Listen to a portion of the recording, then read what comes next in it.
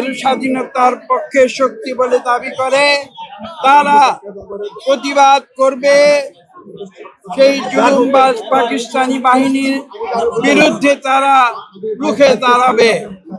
কিন্তু আশ্চর্যের বিষয়, ইতিহাস সাক্ষ্য দেয় তারা সেদিন সেই মুহূর্তে তাদের যে যোগ্য ভূমিকা সেটি পালন করতে ব্যর্থ হয়েছিল এবং ব্যর্থ হয়ে তারা সীমানা টপকে পালিয়ে গিয়েছিল।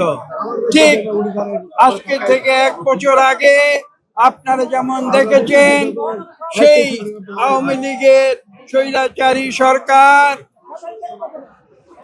কোমলমতি ছাত্র ছাত্রীদের গুলিবর্ষণে হত্যা করে এদেশে তাদের অন্যায় রাজত্ব টিকিয়ে রাখার যে প্রচেষ্টা, সেই প্রচেষ্টায় ব্যর্থ হয়ে একইভাবে তারা 5ই আগস্ট 2024 সাল কাপুরুষের মতো সীমানা টপকে পালিয়ে যায়।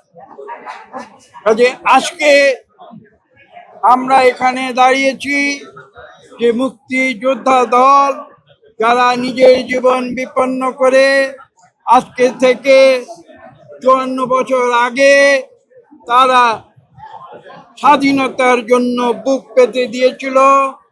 আপনারা জানেন, লক্ষ লক্ষ মানুষ জীবন দিয়েছিল, আহত হয়েছিল, যোদ্ধা আহত, মুক্তিযোদ্ধা আহত হয়েছিল। আজকে ওদের স্বপ্ন পূরণে পাশে থাকতে পেরে আমরা গর্বিত। তাদেরকে সংগঠিত করার জন্যে যে মুক্তিযোদ্ধা দল গঠিত হয়েছিল, আজকে তারা এখানে শ্রদ্ধা জানাতে এসেছে। কোথায় এসেছে? শহীদ প্রেসিডেন্ট জিয়াউর রহমানের সমাধিতে এসেছে। যেই জিয়াউর রহমান ঘোষণা দিয়েছিলেন, কি ঘোষণা দিয়েছিলেন? তিনি স্বাধীন বাংলাদেশের ঘোষণা দিয়েছিলেন। তিনি কি বলেছিলেন? যে I do hereby declare the independence of Bangladesh.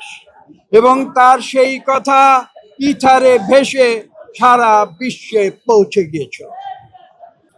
এবং আজকে সেই কথা মনে করে আমাদের স্পষ্ট ভাষায় বলে দিতে হবে, স্বাধীনতার জন্য যারা যুদ্ধ করেছে, যারা জীবন দিয়েছে এবং যার স্বাধীনতা ঘোষণার আহ্বানে তারা সমস্ত বাধা বিপত্তি ত্যাগ করে নিজের জীবন যৌবনের মায়া ত্যাগ করে মুক্তিযুদ্ধে ঝাঁপিয়ে পড়েছিল, সেই মুক্তিযোদ্ধারা হচ্ছে বাংলাদেশের শ্রেষ্ঠ সন্তান। এবং আজকে সেই কথা স্মরণ করিয়ে দেওয়ার জন্য, সেই কথা আমরা তাদের প্রতি শ্রদ্ধা জানানোর জন্য আজকে এখানে এসেছি।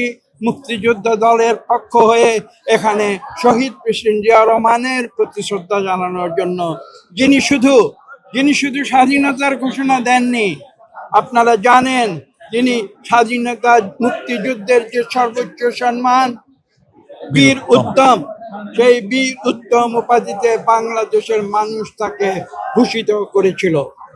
এবং 75-এ একদলীয় শাসনের পরে পুনরায় সিপাহী জনতার বিপ্লবের মাধ্যমে এই দেশের মানুষ পুনরায় শহীদ প্রেসিডেন্ট জিয়াউর রহমানকে আহ্বান জানিয়েছিল এই দেশ পরিচালনার দায়িত্বভার গ্রহণ করার জন্যে। এবং তার পরবর্তী মাত্র 3.5 বছরে আপনারা দেখেছেন বাংলাদেশের সেই যে বাস্কেট কেস, বাংলাদেশের চিত্র সম্পূর্ণ পরিবর্তিত করে বাংলাদেশকে একটি সাকসেস কেস হিসাবে সারা বিশ্বে তিনি পৌঁছে দিয়েছেন। আজকে আমরা সেই নেতার প্রতি আমরা শ্রদ্ধা জানাই, স্বাধীনতার ঘোষকের প্রতি আমরা শ্রদ্ধা জানাই।